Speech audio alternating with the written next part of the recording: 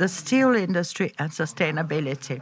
At the end of presentations, there will be a discussion session, and questions may be asked using our chat on the platform. We remind you once again that everyone present here was submitted to the COVID test. They were all tested according to the recommendation of health authorities, and they are maintaining the required distance from each other. Once again, I repeat, we are extremely happy because more than 2,400 people have enrolled to participate in this meeting.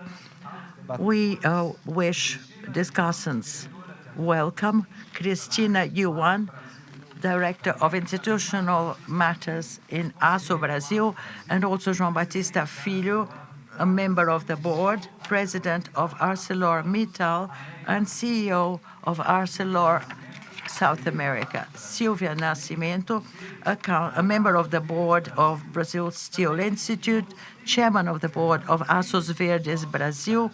Fernando Pires, also a partner at Dynamo. And we also welcome Mr. Fernando Gabeira, who's a journalist and a former member of parliament. He will be the moderator. You're all very welcome. We then invite Mr. Fernando Pires for his presentation. Fernando Pires is an economist, graduated by the Catholic University of Rio de Janeiro as a master's degree by IFE São Paulo. He is a member of Dynamo, where he is part of the investment team since 1993. He has been a member of the board and inspector in several companies. I now give the floor to Mr. Fernando Pires.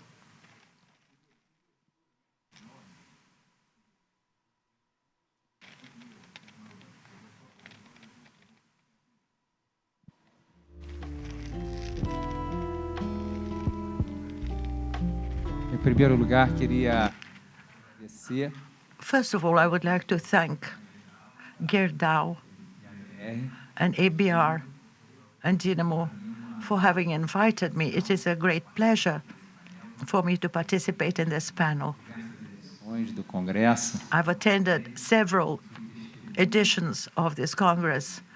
I was always a member of the audience, and I bear witness to very interesting discussions that took place in the past. This year, we do not have the possibility to be physically present, all of us, but I am extremely pleased to be here. This involves a greater responsibility because the Congress now has a leaner version. And to me, this is a challenge to talk about steel and sustainability, because I am here with three outstanding specialists in the industry and an authority on the issue of sustainability.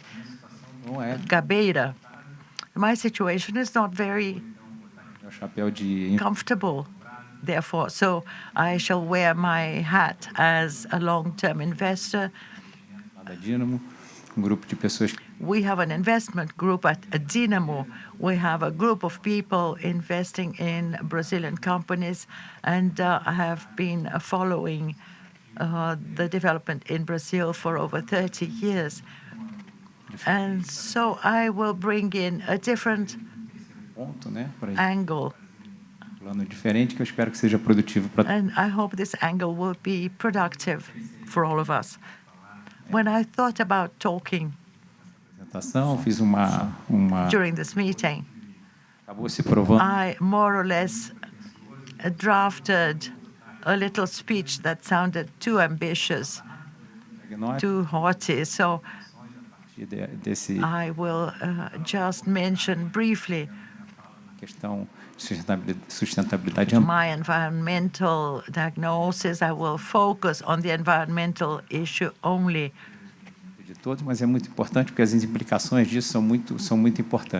The implications of this issue are very important, and therefore I will describe the context briefly, and afterwards talk about implications for the economy. And afterwards, we are going to talk about the links between all that and the steel industry. And I'm sure my colleagues here in the panel will be more competent to talk about that. Basically, our situation is one of an environmental spot, a difficult spot. We're not talking about hypothesis. We have a scientific certification that we consumed natural capital in the last 200 years with much economic growth. And the bill is coming now. Just to give you an idea, this is a report by the ITCC. One of the consequences of having consumed natural capital will result in a higher incidence of extreme events. This has been well documented. In temperature, for instance, there will be temperature extremes that happened every 50 years in the past century, and they will now happen every 3.5 years. So if we maintain the current trajectory, they will start happening every 4 months. We realize that time is up. We are living a climate emergency, and we need an action plan for that. Well, briefly, our action plan requires a global collective action. Countries must sit down and update their commitments. Commitments must be believable. And we need to have a clear trajectory of targets. The second point, which is essential, is that we need the path to internalize externalities. We have to have a regulated carbon market. Now, what are the implications of that? Well, the understanding, which is perhaps late, has brought some very determined reactions within and around companies. We see consumers changing their preferences. We see the attention of regulators and the action of legislators. And not to just mention abstract things, I will give you some more important examples. The Exxon Assembly managed to obtain the participation of other investors, and they managed to place 3 board members in the Exxon board, provoking the company to update the company's mentality in terms of the energy transition.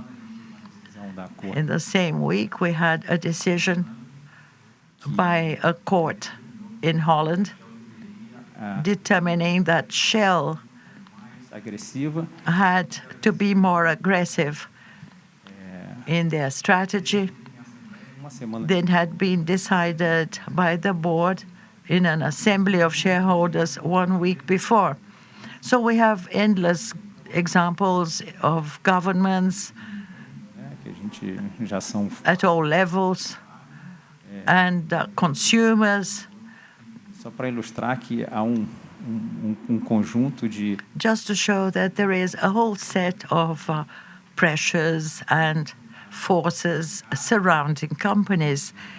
In the case of the market, as a long-term investor, we see that there is an understanding that we have to be diligent vis-à-vis sustainability. This is a sign of thinking about the longevity of the company, because there are endless evidences in terms of capital cost, compromissos ambientais, higher value assets, and also que entende greater probability of extreme events, the Great Swan bringing in systemic financial instability, also for central banks, including the Brazilian central bank, that worries about the sustainability of its reserves. One of the important impacts is going to be a change in the competitive environment. aqui exercício que a gente fez. This is an exercise we carried out. It's very basic, but just to illustrate the impact of carbon pricing. If we consider $100, Impacto bastante diferenciado. Quem tem uma we have different impacts na foto, depending on the intensity of CO2 and the price of CO2 in dollars per ton. In aluminium, produto muito geography plays a role here. quem não Brazil praticamente is in the game. Who doesn't? preço de carbono de $100 praticamente igual ao preço This shows that $100 per ton results in this huge challenge in terms of pricing power for companies. This is a very basic exercise, just to give an idea as to the size of the challenge. Another important thing people talk about is that speed is very important. The game is going to be played in the next 10 years. ativos. There will be a cumulative phenomena in nature. We have to hurry up. Preços diferenciados para aquela Well, prices will be differentiated for companies that move faster. And you have a whole series of dilemmas because companies, in reality, the success of the company lies in extracting maximum value from its basis of assets. The companies are created to maintain the status of those assets. Some companies are going to be more exposed than others. And what do? Do we extract maximum value from the assets we have? Do we plunge into the investment in energy production? Much uncertainty surrounds capital decisions from now on. The linear strategic plan of the past will no longer apply. We will have discontinuity also because we will have technological discontinuity. So, to summarize this point, we see ahead a time of much difficulty in making decisions. na indústria do aço, imagina aço, mas Well, imagine tem todo I talking about steel. Steel is a big success. It's in everywhere, and it's part of our basic consumption needs. It modifies the economy socially and economically. It generates jobs, and it has also a strategic dimension. It is related to the national interest and to geopolitical issues. And all of this is going to come back because if competitiveness is threatened, and if we see competitive essa natureza. challenges, such as the price of carbon we just saw, then all of these issues are going to come back to our agenda. I think steel, for the green economy of the future with low carbon, steel is essential. It is everywhere in Captura de carbono. capturing, in equipment to capture carbon, and in several clean energy generating equipment. And the demand will continue to grow, even if we admit that there will be greater efficiency in the production of materials and more efficient consumption. countries that have low steel consumption, developing countries, will develop and will continue to demand steel. On the other hand, Na indústria, né, uma indústria de manufatura com temperaturas muito elevadas.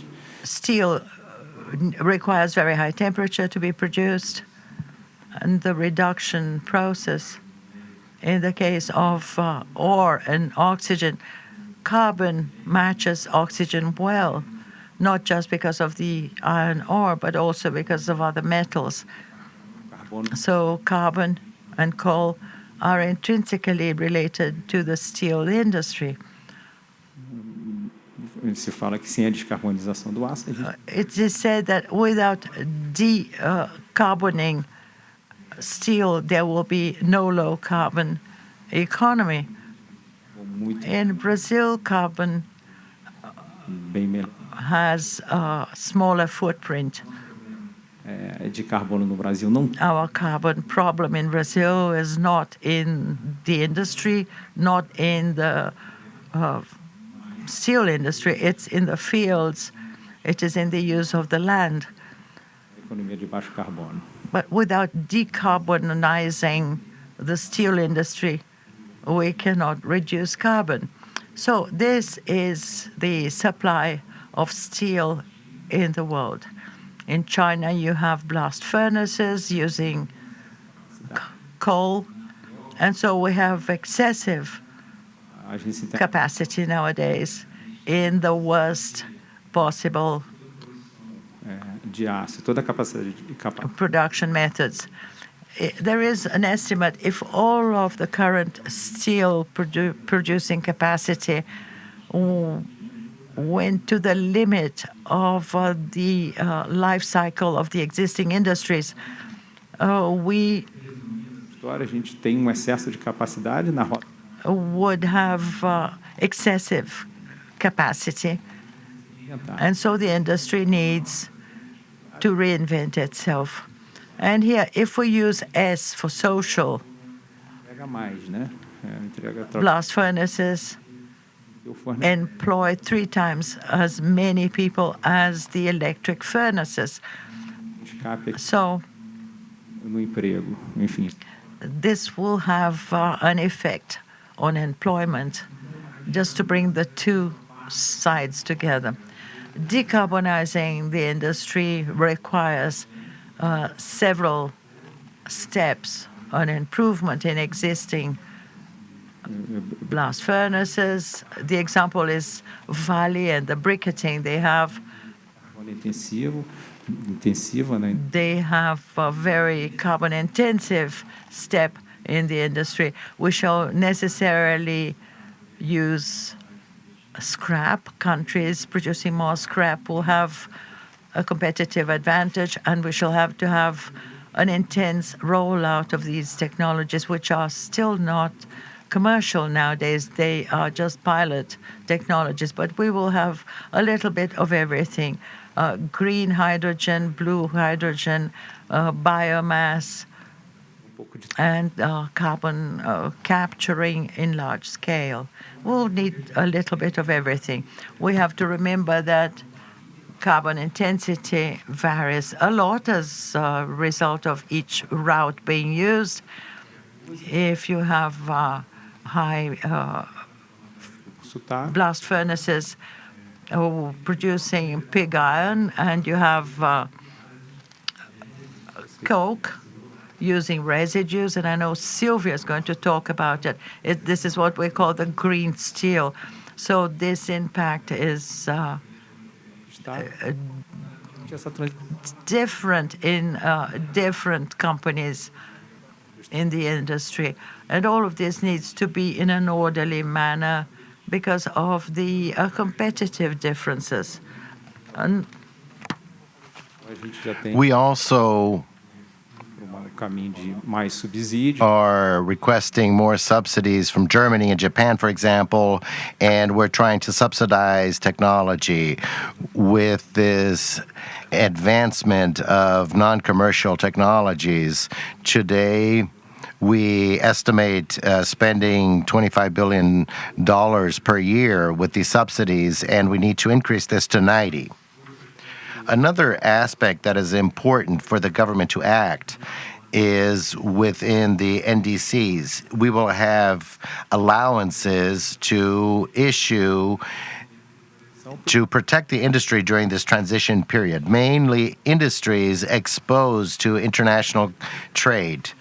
Here we will have different ways and different degrees of permissions or allowances of each sector. So we will have variable degrees of allowance, and we need to analyze how this will be competitively speaking.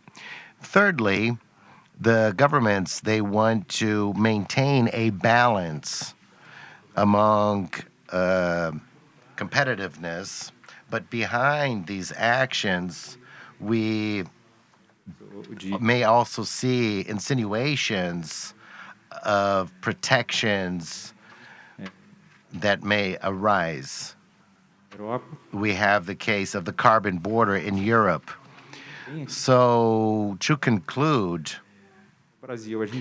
Brazil starts with a cleaner energy matrix, better quality ore, better scrap, and we have access to biomass. So our scenario is quite interesting.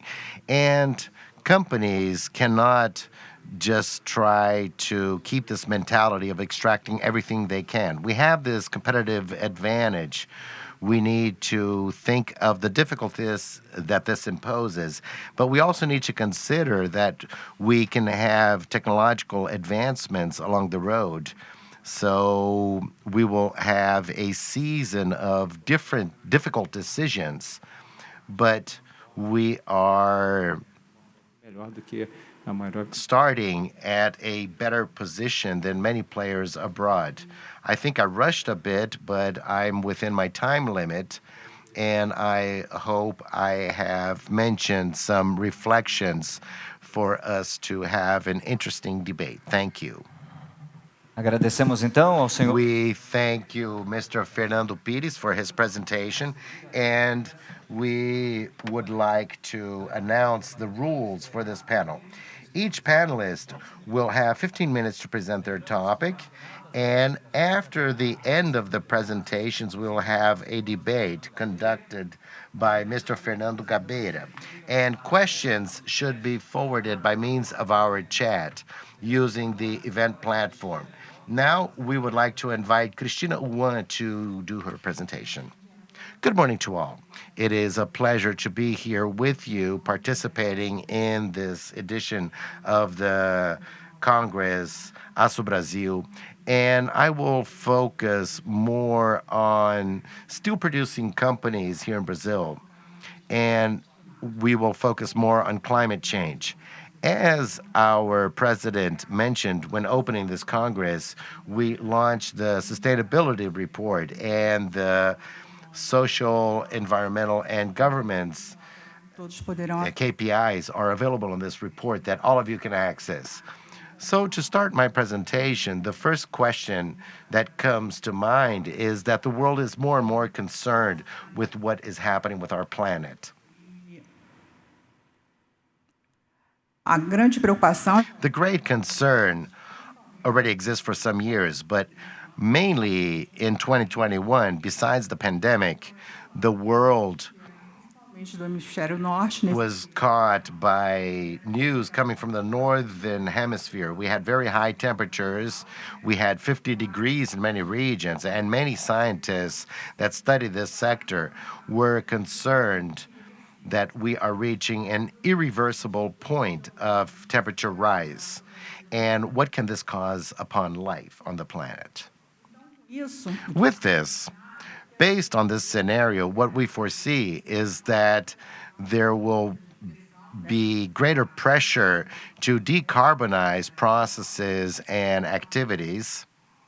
Espalhamento, das metodologias e das alternativas. Methodologies and alternatives to carbon pricing will come into effect. The mitigation costs will have high prices associated with them, and environmental performance of companies will reflect on their market value. It's also important to say that O desenvolvimento de tecnologias developing new technologies and research and innovation is important for low carbon. This is ongoing, and we have not seen great advancements with regard to emissions from the industry. With this, several countries are already studying and implementing tariff barriers to import products from other countries compared to their specific carbon emissions. And this has brought concern to our sector here. E então, voltando, é uma questão essencial. This is an essential issue. A Convenção Quadro das Nações, The commitments that were taken on todos os países is a country-based commitment. All signatory countries assumed commitments. And for Brazil, we have the reduction of 37% until 2025, 43% until 2030, and Brazil had proposed becoming neutral in 2060. This year, in April 2021, with the climate summit, Bolsonaro President Jair Bolsonaro announced the anticipation of this neutrality to 2050.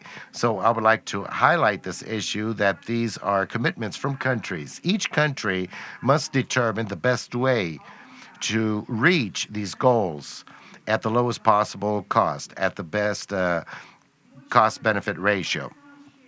Here we see the profile of GHG emissions in Brazil, foi publicado na quarta based on what was published in the fourth National Communication of Brazil. On the pie chart to the left, we can see that the greatest sources of GHG emissions are agriculture and the use of land. This represents almost 60% of these emissions. Then we have energy around 29% and the industry around 6%. When we break these emissions down for the industrial sector, around 50% comes from the metallurgical industry. And when we look at the steel and iron sector, this is responsible for around 91%. This represents, very briefly, brasileira, Brazilian steel mills together with the iron sector. So steel and iron, this represents less than 4% of total emissions in the country. This means that we will continue making efforts and doing research to reduce our emissions. But it's important to recall the other 96%, because the effect on climate change is global. It's planet-based. If we as a country, or all countries comprising the planet, do not make a global effort to reach out to all sources of emission, we will not have positive results. We will not have this neutrality promised by several governments from several countries. So this is an important observation.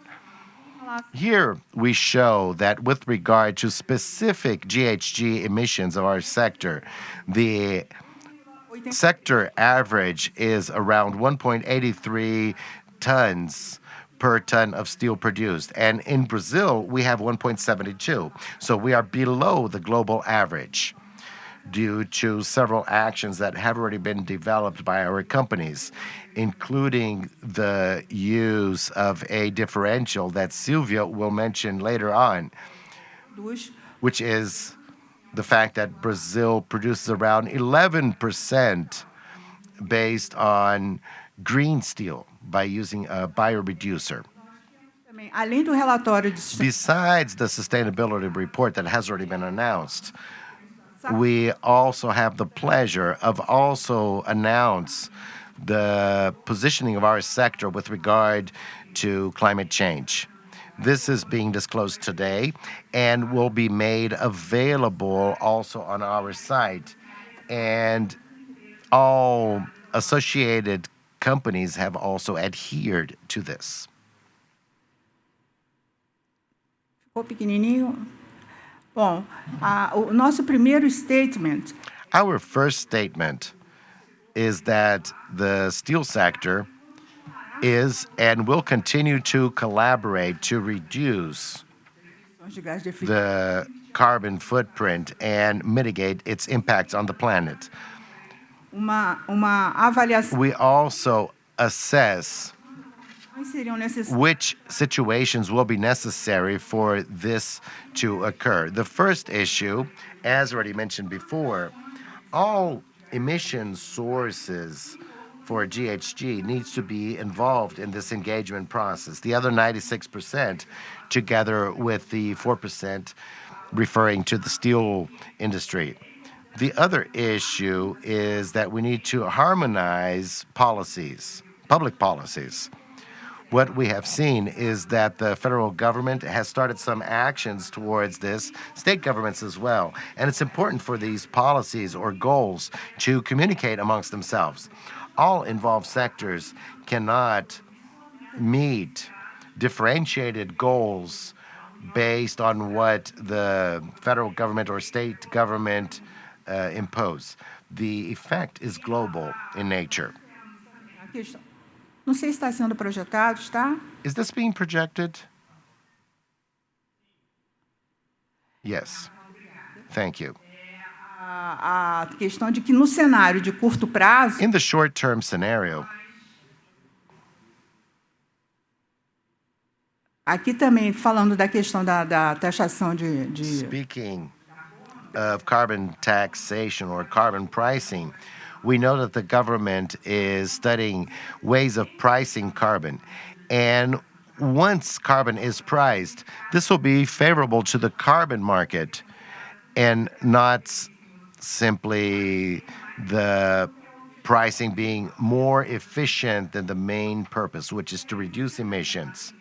cenários aqui que nós observamos, In the scenario trends, in the short term, we see what we have already done, optimizing metallic loads, using vegetable coal, and some measures that we are foreseeing for the mid and long term. In the midterm, maior disponibilidade we want to have greater availability of scrap. We have a per capita steel consumption that is quite low compared to other countries. And by means of this steel consumption, we will generate the scrap, which will feed our steel mills. And we also need to point out that some countries, based on this, have already implemented restrictions to scrap exports. So we need to make available scrap in our national market. Regarding to disruptive technologies, we also need stimulus for R&D and innovation. And for this, it's essential to allocate financing in a differentiated form, as has been done in other countries. parte final do nosso posicionamento, do nosso position paper, nós abrimos em We also break down some issues like scrap that I have already mentioned, green coal. detalhes, né? We have a new model for natural gas, and we need legislation to be swiftly implemented for this new model so that tariffs are more effective, energy efficiency, and financing. So these are the points addressed in our positioning, and this is available to all for you to read. Thank you very much.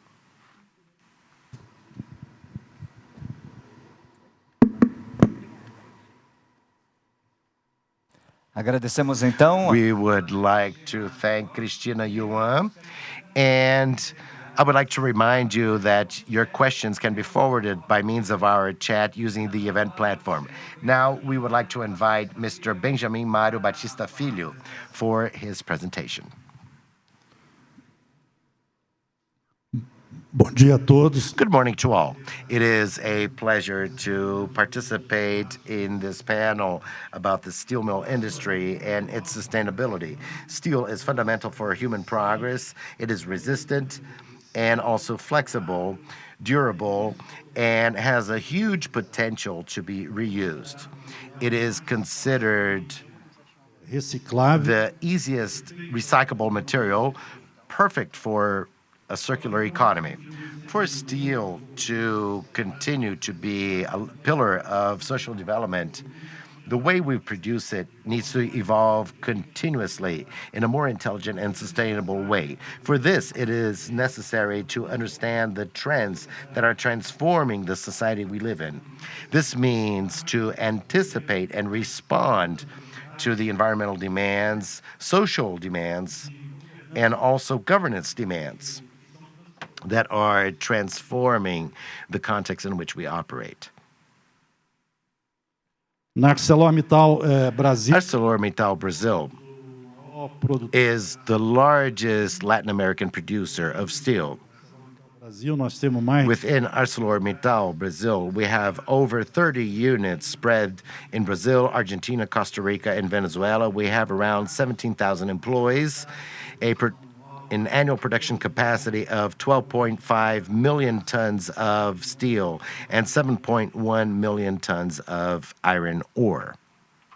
desenvolvimento sustentável é algo que Sustainable development is something that refers to the long term. planeta And this challenge of the population of the world having a good quality of life by 2050 with limited resources is linked to this. The UN defined its 2030 goals by means of 17 SDGs. década da We are in the decade of action. We need to be more effective and create efficiency layers to have the finite resources to be enough for the population. But it is important to think not just about the goals themselves, but also the value behind them.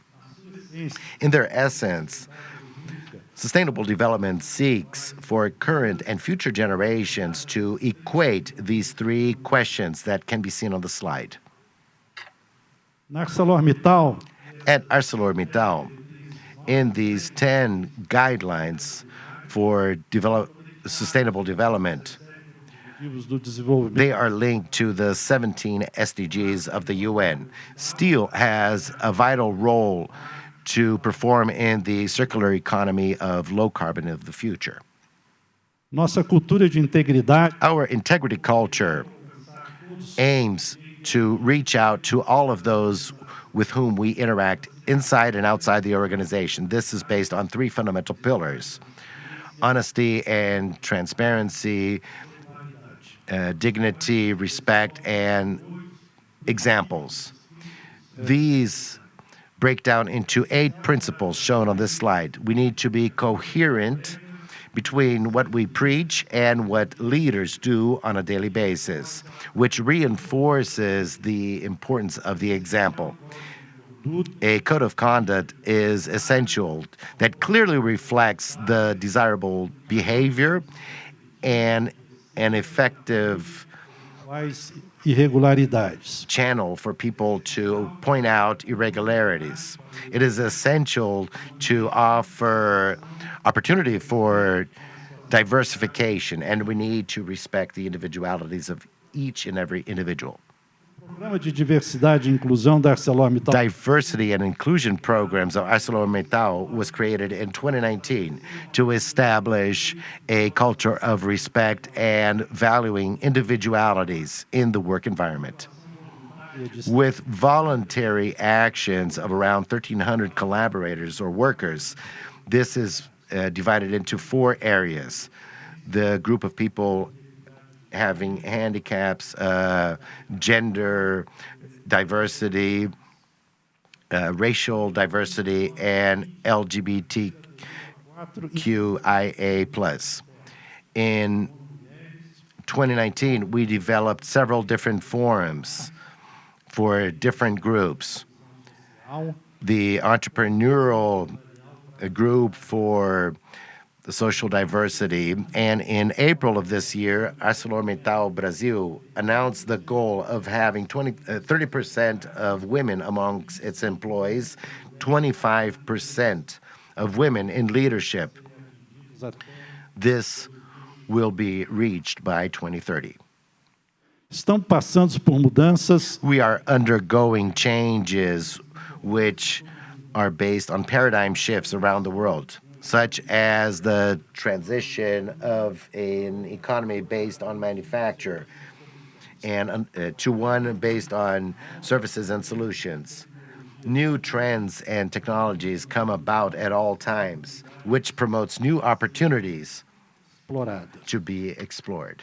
Sabemos As we know, steel no mundo e por essa razão is the metal most consumed in the world, and its impacts are considerable, not just in its production process, but throughout the chain that it moves, aquisição both in acquiring inputs, raw materials, as well as its use in civil construction, the auto industry, white products, and packaging.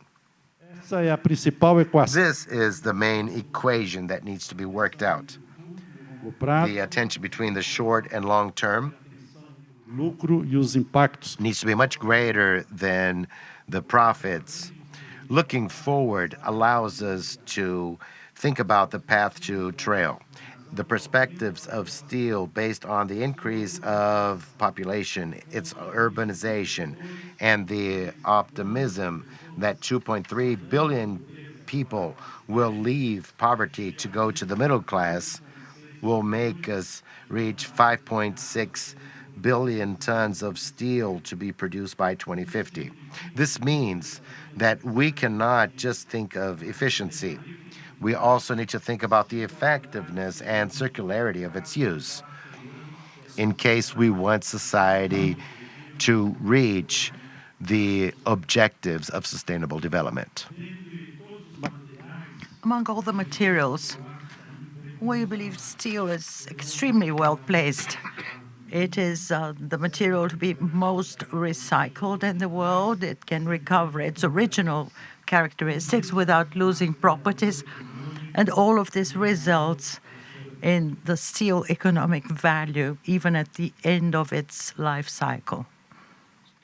E é a partir das nossas 10 diretrizes So based on our 10 guidelines for sustainability, together with characteristics of our products, this is how we work along the production chain.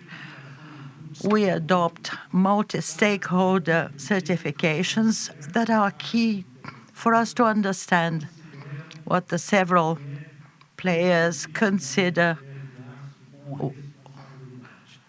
temos what it's like to produce quality steel with accountability. We have certification for the coming years. We have initiatives focused on mining and also initiatives focusing on steel itself. And this applies to all of our operations in Brazil. We also have the ambition to become carbon neutral.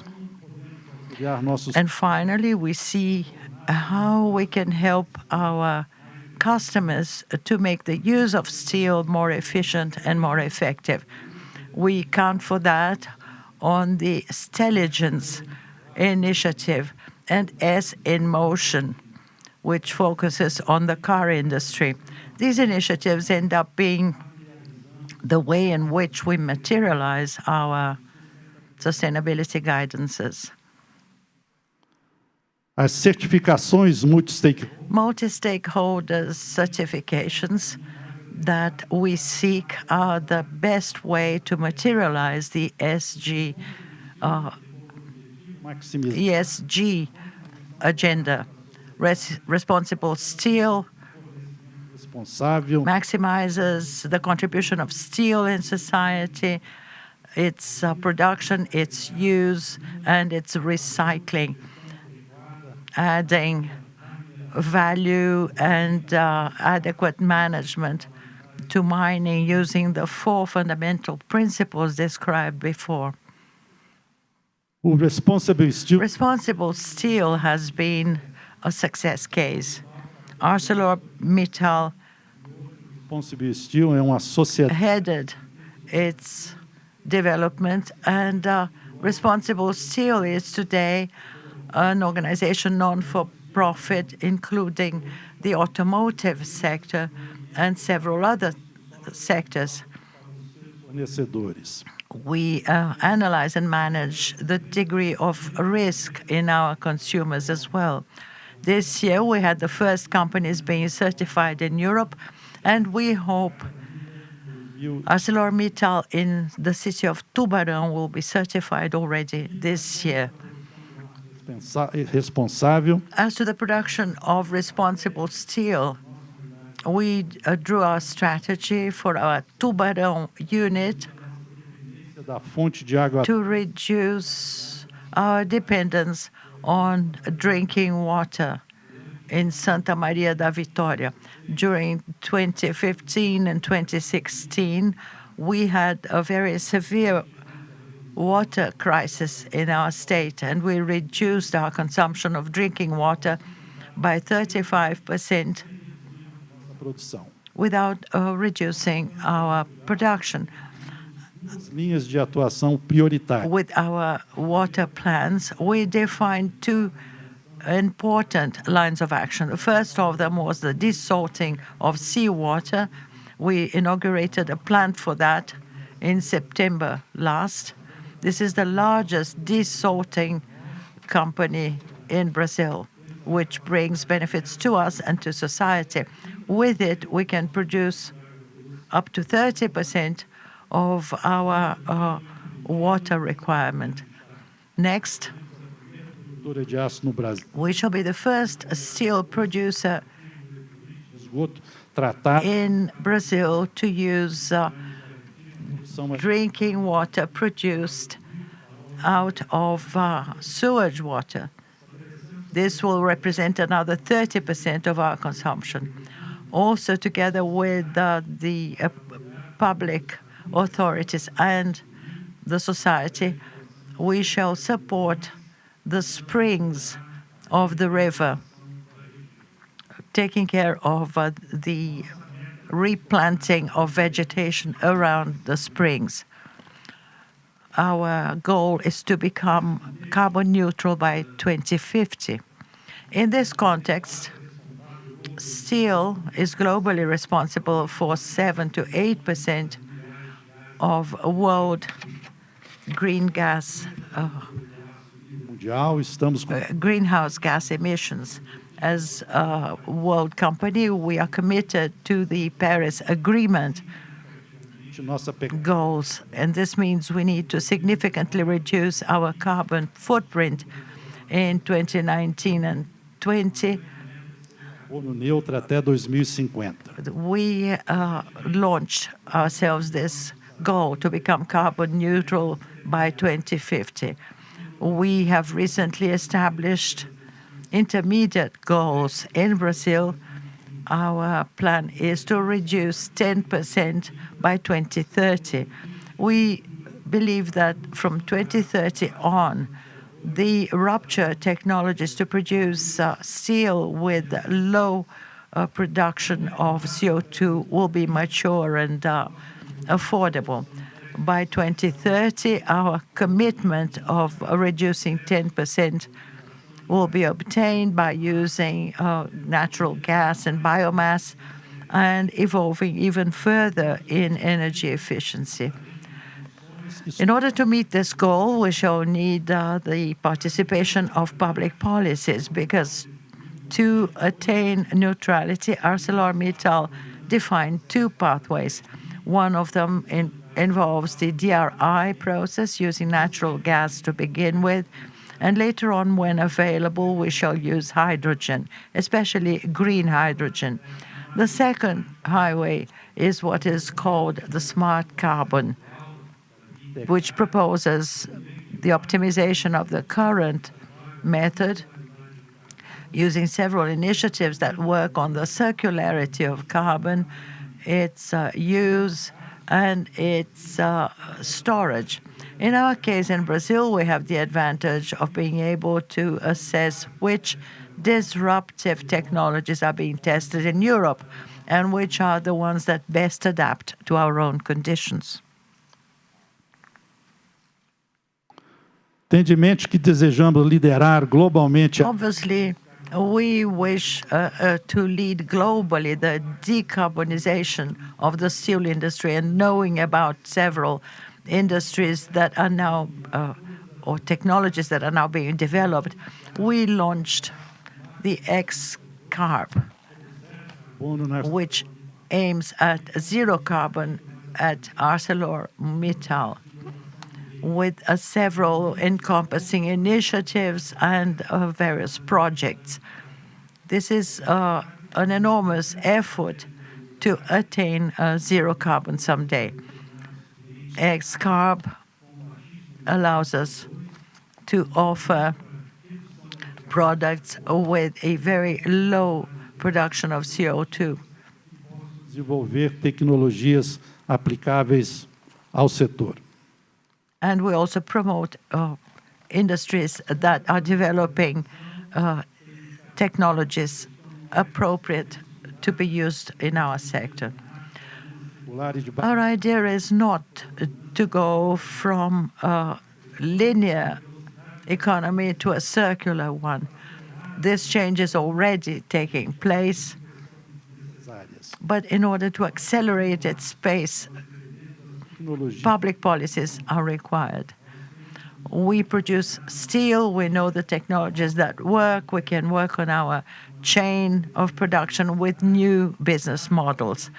Once we understand these needs already connected with the demands of society, we have to be sure that policies and funding exist not to protect our activities, but rather to transform the expectations of society into reality. The crisis we're going through now has given us the opportunity to project the future. I think it's easier now to understand our great challenge, the world that awaits us.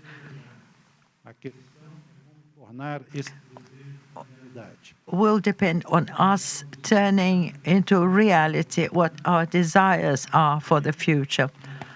ArcelorMittal would like to contribute to this aspired world, to be part of it, and we intend to do it by making ourselves and our suppliers and consumers aware. This is our central office in Luxembourg, which is being built in a way to be 100% reusable in the future. Thank you very much for your attention. Agradecemos então a apresentação. We thank Mr. Joaquim Mário Baptista Filho. Thank you very much for your participation. And we next invite Madam Silvia Nascimento for her presentation. Good morning. It is a huge pleasure to be with you today, together with my colleagues, participating in this panel on sustainability. AVB, which is Verde Brasil. AVB is today a success case in the sector. Most companies would like to attain what most companies intend to attain in 2030, AVB already has today. We are the first long steel producer in the world with this carbon neutral position. 100% of our activities use renewable energy. We do not use any fossil fuel. We have a unit in Açailândia in Maranhão, generating 600,000 tons per year and generating lots of jobs. AVB is entirely verticalized. We go from reforestation all the way to the production of long steel. We're strategically placed in a region where it is easy to transport raw material coming from the Carajás mine, and we can also grow vegetal coal. It is also easy to carry the finished product out to further transport by road and sea. We produce wire da usina, and billets and also produce gas, which can be commercialized. O que é a AVB? What is AVB? AVB is a company that was created already committed to sustainability.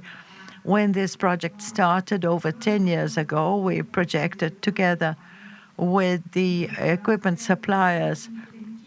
We looked for technologies allowing us to produce green steel from the very beginning, using vegetal coal and trying to use all of the byproducts and gases resulting from the productive process. We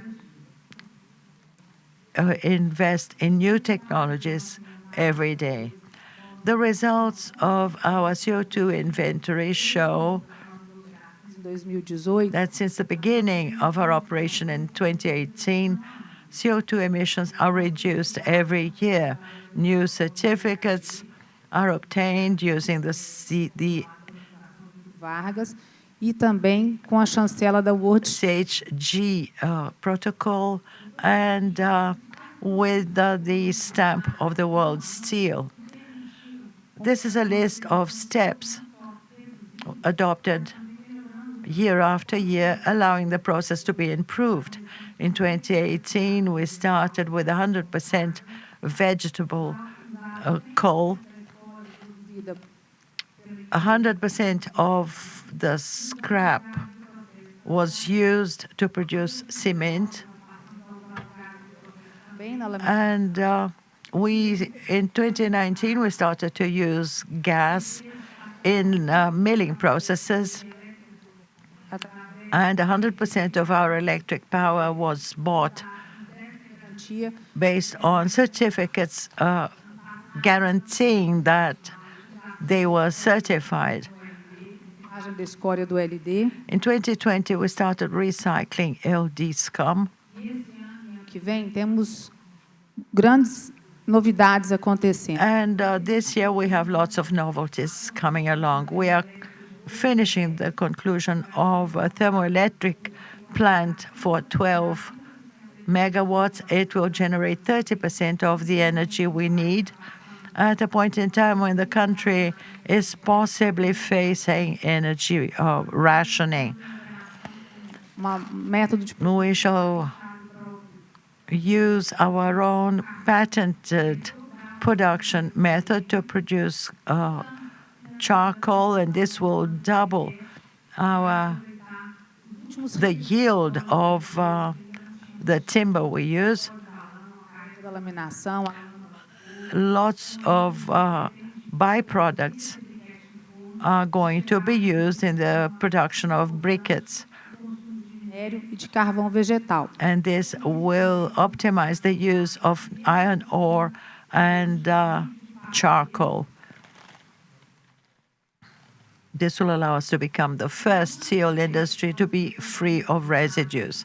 It's important to mention when people look at the result of AVB emission, we're always asked if we take into account carbon credits for reforestation. We say no. In the equation of the GHG protocol, they don't allow you to include the carbon credits generated during the capture of CO2 during the 7 years of growth of eucalyptus trees. You just lower your emissions based on how you use your byproducts and your residues. This is very important because steel industries in other sectors, such as pulp and paper, they have vast areas being reforested. If this rule is changed, and it will be discussed in COP26, companies with a route for the production of charcoal will be great generators of CO2 credits. Eu coloquei ali uma simulação. This is a simulation.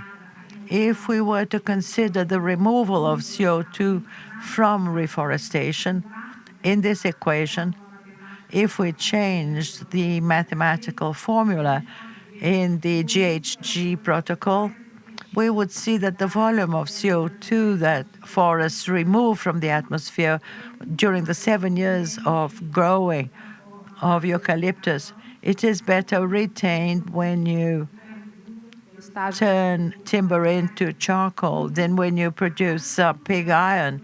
So this allows us, for every kilo of steel produced, if the rule changes, we shall have 1.1 tons of CO2 removed from the atmosphere, and we will become a great generator of carbon credit. Another great commitment among AVB has to do with social aspects. We are installed in Maranhão, in a small city called Açailândia with 114,000 inhabitants. There, we generate over 1,600 jobs with an average salary of 2.4 minimum wages, and we work strongly in qualifying professionals from the local population. Over the last 10 years, we have already graduated over 1,100 youth in partnership with Senai. And today we offer the first course of steel mill technicians in the North and Northeast. AVB, together with Senai, offers several professionalizing courses, automation technicians, electric technicians, computer sciences, welders, to guarantee our sustainability. Sustainability for a company located in a state where labor is more difficult, you don't have concern with raw materials. Human capital is as important as the raw material. Another very interesting thing that brought a lot of joy and honor this year was the opportunity, by means of our oxygen, to donate during such a difficult period that Brazil faced with COVID. Was this. We donated 300,000 cubic meters of oxygen to the government of Amazonas, and continuously we are donating to Maranhão, and we will conclude the year with 400,000 cubic meters of oxygen to the state government. This guarantees supply to the region. This oxygen, as I mentioned, is necessary for our productive process, but we have a surplus from our oxygen factory, and this surplus was sold, and now we are doing these donations. This is an overview of our verticalization, starting by planting the trees until the rolled steel. So these are our final products. And this is the G. This is a family company, closed capital, but has worked over the last 15 years in a strong and continuous fashion to reach best governance practices and compliance. Several market directors. We have a board with external counselors or board members, and we want to become a CVM standard company. Thank you very much. So we thank the presentation of Ms. Silvia Nascimento. We would like to thank the speakers of the panel. And now we would like to invite the moderator, Fernando Gabeira, to conduct this debate. So, Fernando Gabeira, the floor is yours. Good morning to all.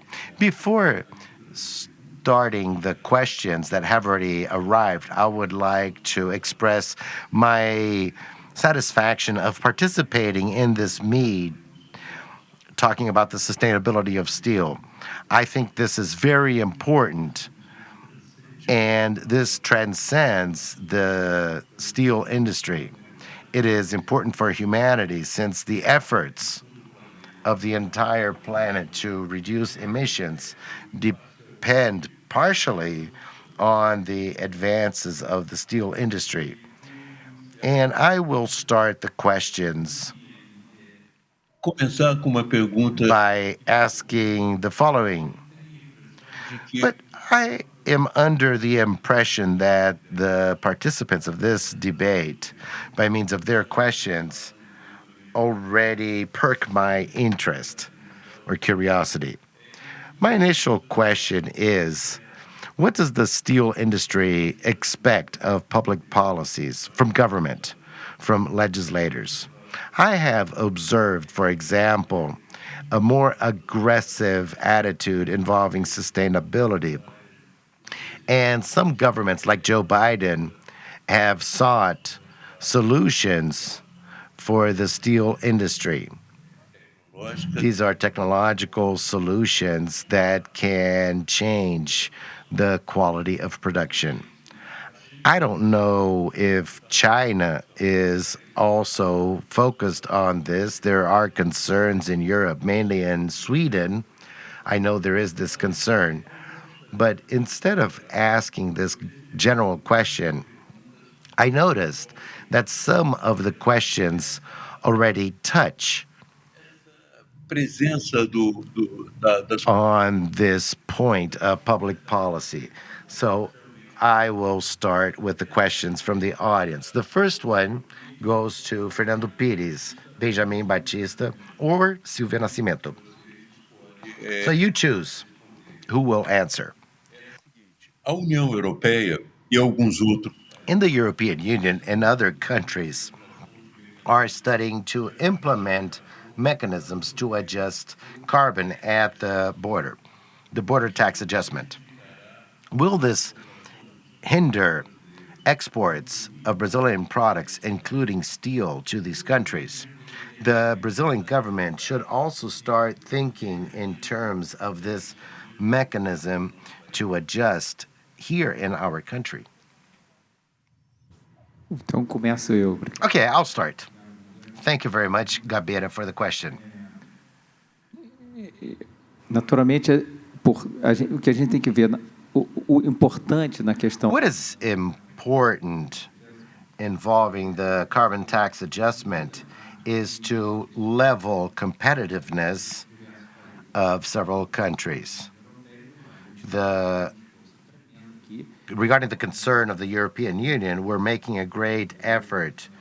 So we have 150 euros per ton in terms of cost, and we want to make our industry greener. And on the other hand, people are making steel with coal across the world. So this O que a gente tem que ver level of leveling is important. We need to see if behind these intentions of environmental leveling, there is a protectionist measure. bem medido, né?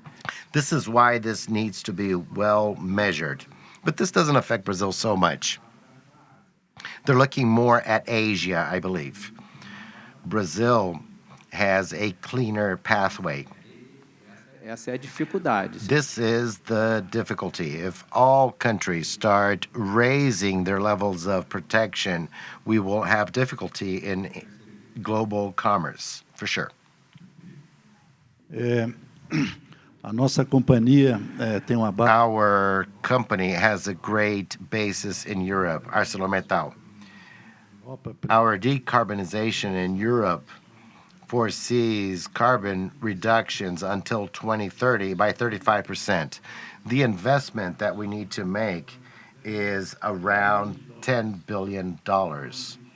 So our company and other steel producers in Europe are defending the implementation of border tax in order to not have an increase of imports of steel from countries that are not doing the same thing. We understand that this topic in Europe is quite complex. Não tem toda a regulamentação definida. It is not fully regulated yet. This topic will be widely discussed in COP26 in Glasgow. And the fear of the steel industry around the world is that this measure becomes protectionist by nature, not protecting the efficiency of steel production. In North America, there are several movements of the Biden administration towards the same effect. Europe will not dramatically affect Brazilian exports because Europe does not import from Brazil a lot. We export a bit to there, but our main export markets are other ones. In our understanding, not just in our company, but also in Aços Brasil, is that these measures adopted abroad here at ArcelorMittal, we want reciprocous methods to be adopted by the Brazilian governments.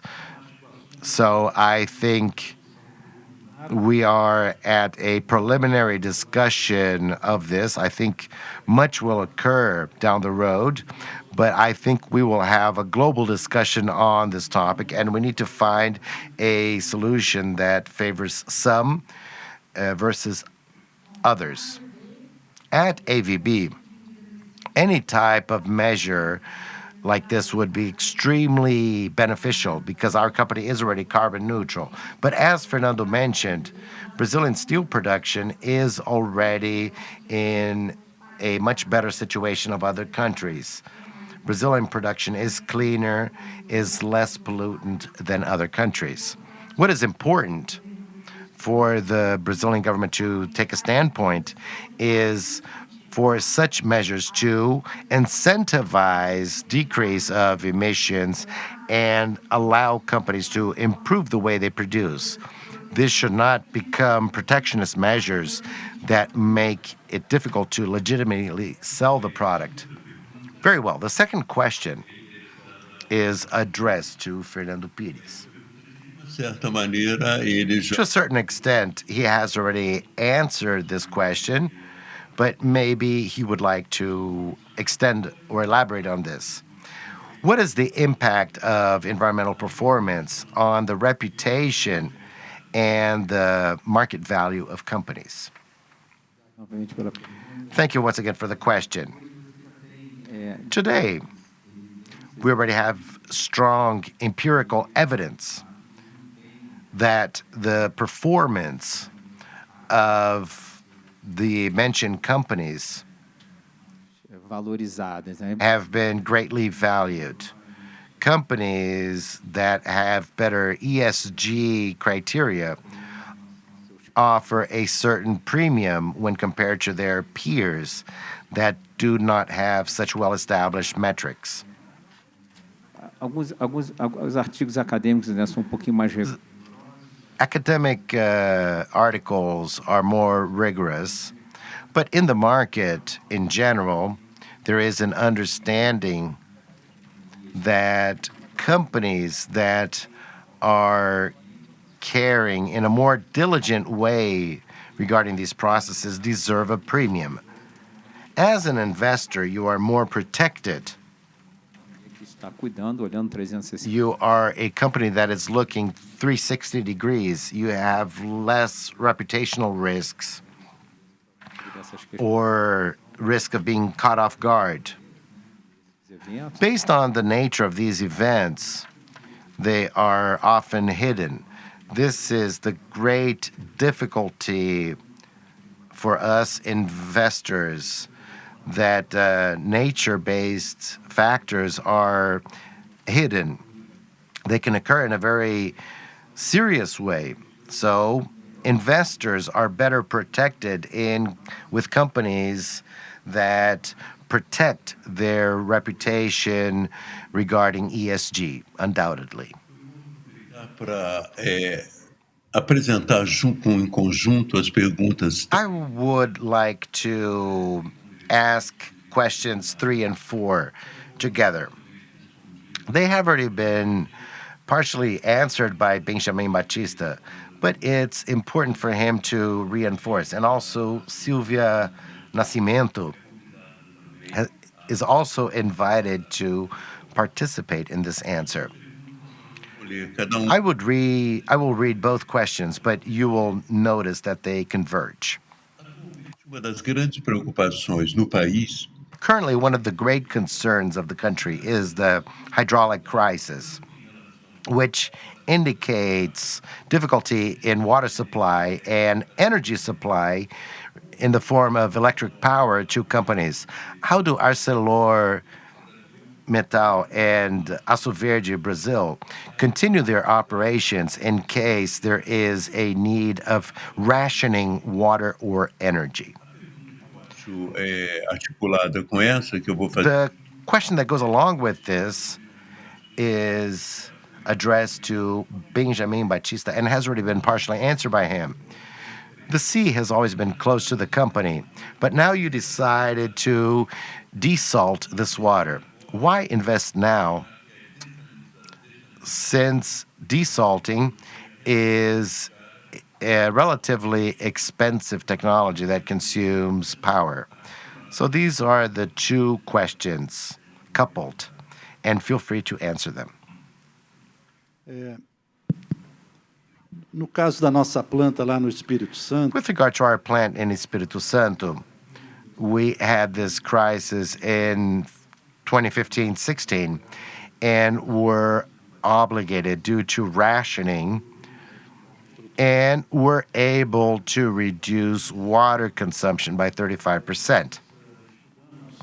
We studied this topic a lot and noticed the IPCC for 2015 and other projections of the Water National Agency in 2016 foresaw that Brazil, mainly the southeast region, would suffer other hydraulic crises in upcoming decades. So we wanted a definite solution to this. And this definite solution had to do with the desalting of seawater. Our Espírito Santo plant has some unique characteristics in the steel mill sector. We use 96% of water coming from the sea. We are self-sufficient and also produce our own electric power. At our site, we have several thermoelectric plants that produce all the gases used in our process. We produce 500 megawatts when operating at full capacity. We consume less than this. We have a surplus that we place on the grid. All the boiler cooling of this energy production system is done with seawater by means of heat exchangers. We later return this water to the sea. Based on this, when we analyzed the alternatives, the desalting plant was making a lot of sense. This was already working, and what we did there was to place this first plant. We have a modular project that can receive 2 additional plants with the same capacity. And in our case, essa tecnologia de osmose reversa é realmente cara porque precisa. This osmosis technology is very expensive because it requires a lot of power, but we included a lot of new technology in this plant where we are able to recover 50% of the power used in under pressure pumping for the water going through the reverse osmosis. So we only consume 3 megawatts of power. Since we produce 500 megawatts, this is less than 1% of the power produced in-house. This was the fundamental reason for this.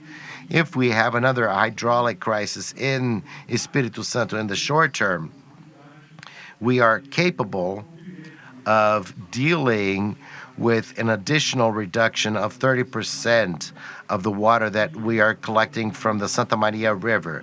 If this extends for another 2 or 3 years, until then, this new sewage treatment plant that will be built by the state within our site, and we have already committed to buy all the water of this effluent for industrial use.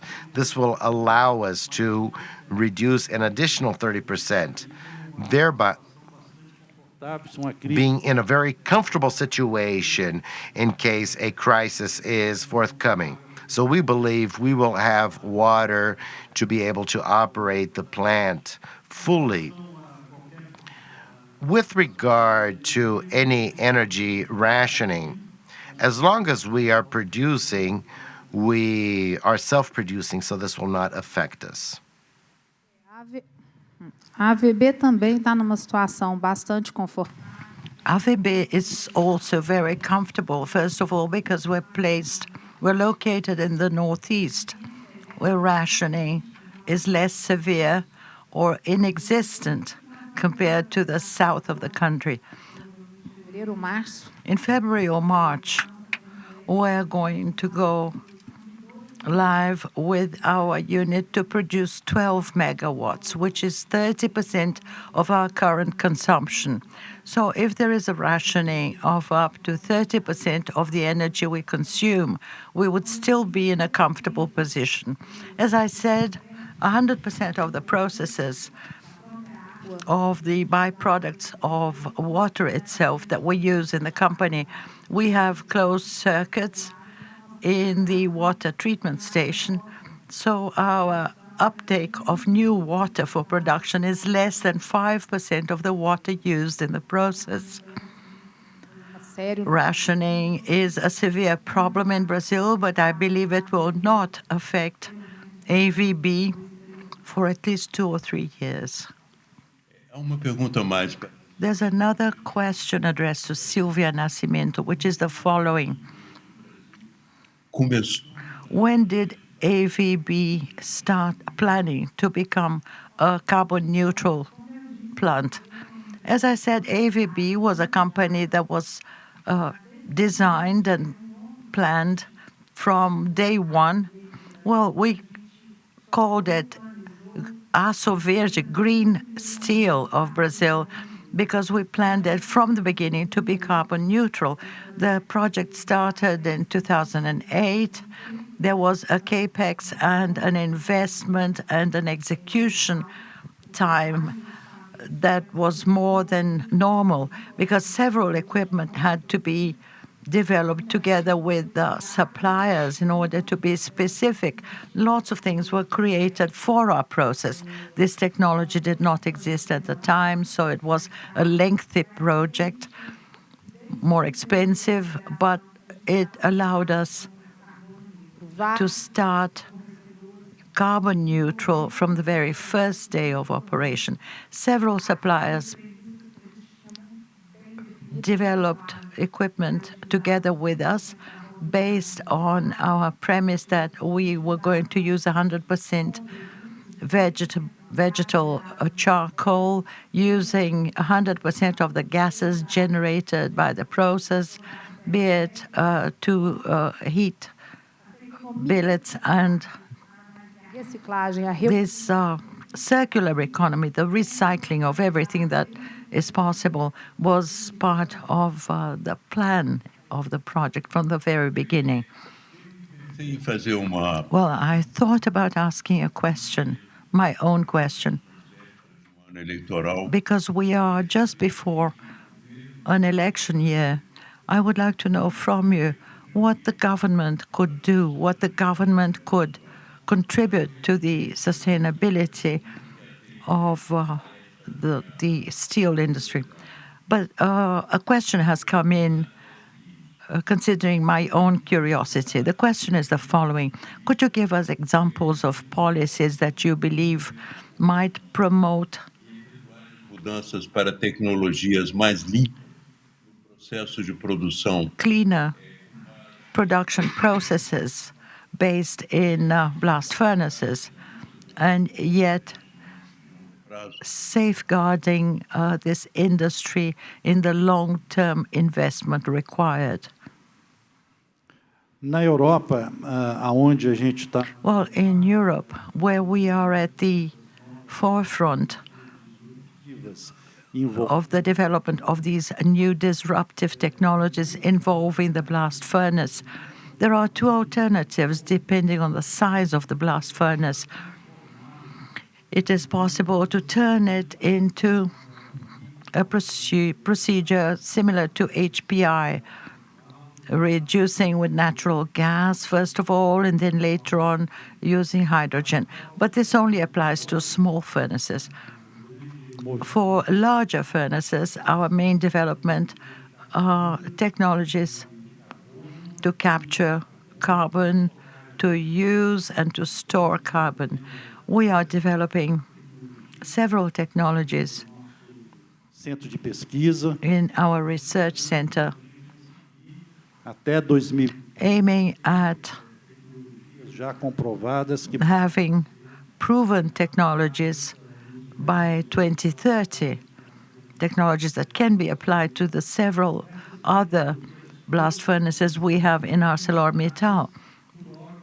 All of these technologies are being financed by European research entities. They are helping in the planning and development of these technologies. This is something, well, obviously, just any government interested in developing these technologies can also do it. Here in Brazil, acabou de mencionar nosso according to decarbonização. our position paper on decarbonization, there are several contributions being provided by the various governments for this purpose. In Canada, our company is doing something different, also with the help of Canadian government. Mais de bilhão de dólares canadenses para a gente transformar Over 1 billion Canadian dollars were invested, os fornos. not for profit, for the production of furnaces Ser reformados. to replace some other furnaces that are at the end of their life cycle. We are going to replace these blast furnaces, and we're going to use direct reduction with natural gas and then with hydrogen.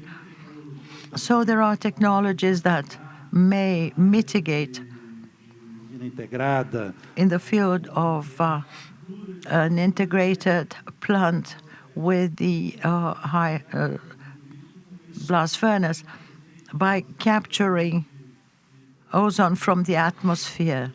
You can have integrated production with the blast furnace. So there are several technologies our group is developing, but surely outras estão sendo desenvolvidas no Japão. similar technologies and other technologies are being developed in Japan and elsewhere in the world. We are still at the very beginning. It's too early to tell which technologies are going to be successful and will allow us to continue with our blast furnace operations. The problem in blast furnaces is not the use of carbon. The problem is to avoid carbon going up to the atmosphere. So we need to have recirculation of CO2 instead of throwing it into the atmosphere. Que acaba de chegar. Another question that just came in. Oh, sorry, Silvia going to address this question? Yes, I wanted to say that one way the Brazilian government has to encourage de redução de CO2 the CO2 reduction market in the steel sector is via specific credit lines for research and development, the purchase of reforestation, investment in new technologies. Because whereas we talk about the price of a carbon credit, or which countries accept it, what is the certification, before the rules are clear, I think the Brazilian government can help companies clearly and quickly help companies using credit lines, because the steel sector is capital incentive, and just any technology requires much money and research and time. So it is one way the government could help companies universalmente aceita, vamos dizer assim. before we come to a universally accepted rule. Chegou agora, vocês podem. Well, the question that came in now, you may choose who can address it. Recentemente, a China freou a sua China has recently held back its steel industry in order to cope with carbon emissions. Would this be an extra opportunity for the Brazilian exports? A China, ela tem Well, China has been made changes because they are a great emittant of carbon for several reasons. But we have to remember that there is surplus capacity of steel production in the world, which is greater than 500 million tons, mostly coming from China. So even if they hold back, several countries, and this will be said in panel 2, they adopted methods to protect their markets, such as the United States and several others.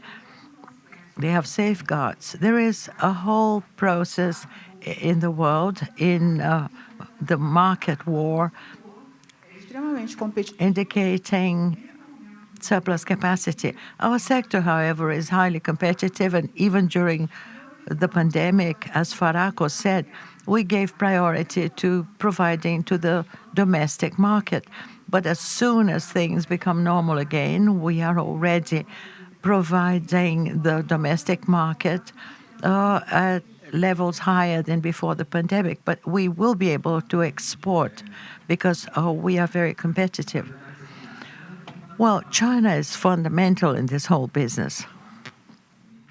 Onde está a maior With steel, viu in the past, we saw China hesitate em relação à questão in a stop-and-go strategy concerning the environment.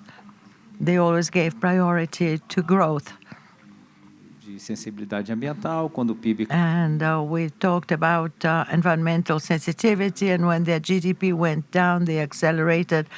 And now it was more explicit. estão mais It seems that they are keener on the environmental agenda, indicating that the environmental agenda comes after the growth of the GDP. princípios estratégicos lá. These are strategic principles they have there. Mas só para The strategy may change at some point, and priorities may change. commitment deles é muito importante a gente But their commitment right now is very important, and it is important for us to follow it closely to see whether it is credible or not. I believe it is. A question addressed to Benjamin. The panel mentioned that Brazil is well placed to decarbonify the industry. In this respect, I would like to know why. das emissões da The goal to reduce emissions in ArcelorMittal is smaller in Brazil.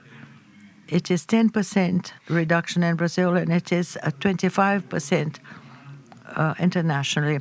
Well, Brazil is better placed in the issue of decarbonization because we have a large portion of our production made in mini mills using scrap. And there is a considerable proportion using vegetal charcoal. It's not the case of the whole of ArcelorMittal in Brazil.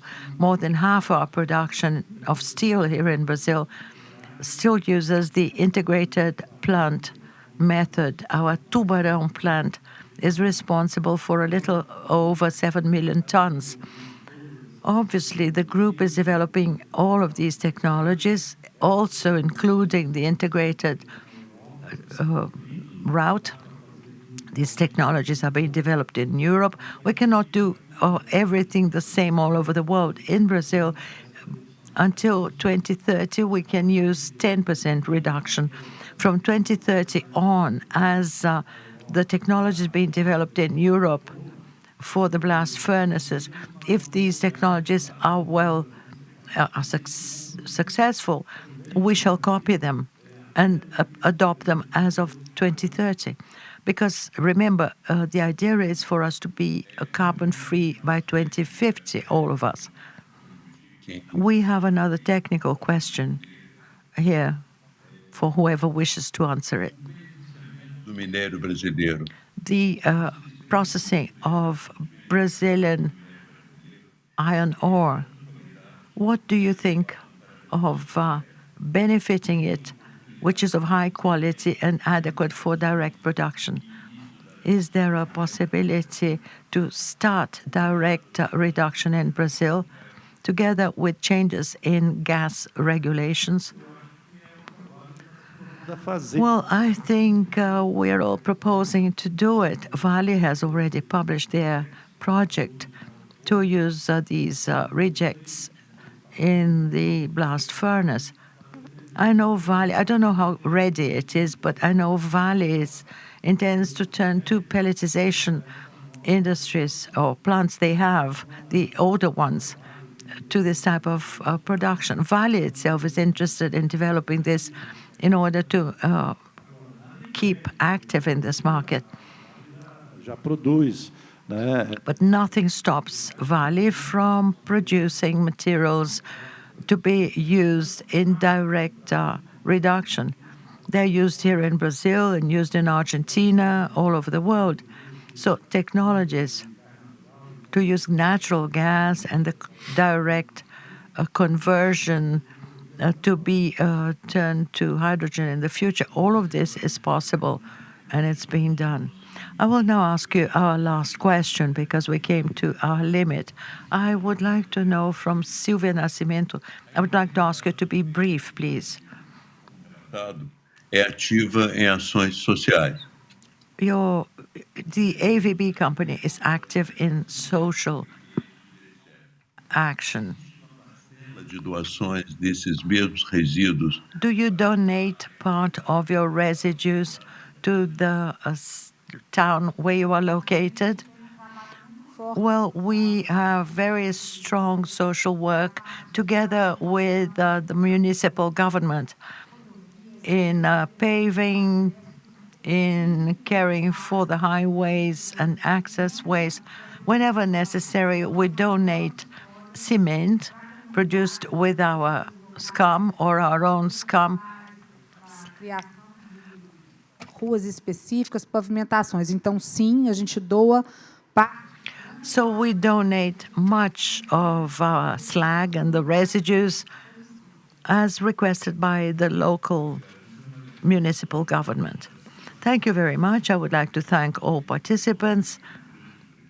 And I thank you personally for everything I learned from you today. And we close our discussion at this point. Thank you. Agradecemos. We would like to thank the panel members in panel 2. I would like to thank the moderator, Fernando Gabeira, for his contribution. And we would like you to know that presentations and assessments will be in our event platform for 30 days. It is very important that you should assess the whole event we are having here today. We shall now start panel 2 on the future of the Brazilian steel industry, the point of view of CEOs.